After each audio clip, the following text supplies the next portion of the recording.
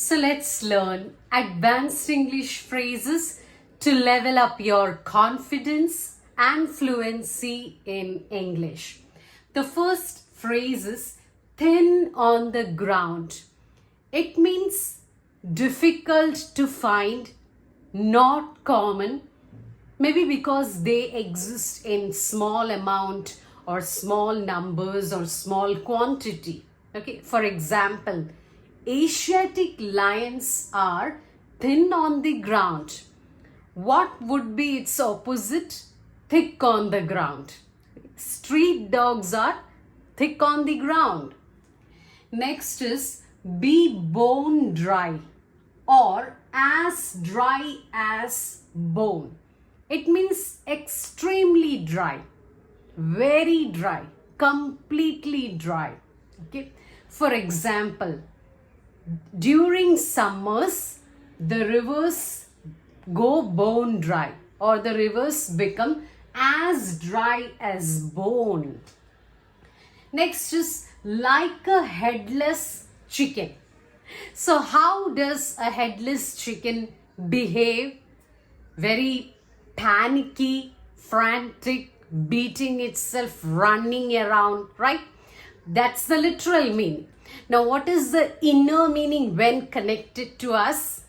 It means very unorganized and not efficient. Okay, for example, you could say, instead of running around like a headless chicken, use your efforts efficiently, effectively, and productively. Next is the knives are out. Okay, so that means you are very angry or annoyed at someone, hostile to someone, unpleasant to someone. You are blaming them, but in an unfair way. Okay, for example, after the defeat of the cricket team in the match, the knives are out against them. Okay. Next is through the back door. It means in a dishonest way, the person is trying to achieve his objective or mission or aim. Okay, I hope you got it. Doing something dishonestly in an unfair way. For example, privatization of the hospital was done through the back door. Next is get knotted. It means asking someone to go away. Rudely saying to someone to leave, go away. Okay, for example, can't you see I'm on a work? Get knotted. Next is hem and haw. It means confused, uncertain, unsure, hesitant to take a decision. Okay. For example, I was hemming and hawing whether to go there or not. Next is hair raising. Means very frightening, full of fear, very scary. For example, driving through the mountains is a hair-raising experience. Next is four corners of the earth. It means from every part of the world, from all the parts of the world. For example, in the Olympics, athletes came from four corners of the world. Next is save face. It means to do something so that people continue to respect you and your reputation is not damaged. To be precise, you prevent yourself from losing the respect of the people. For example, he tried to save his face by working overtime to pay off his debt.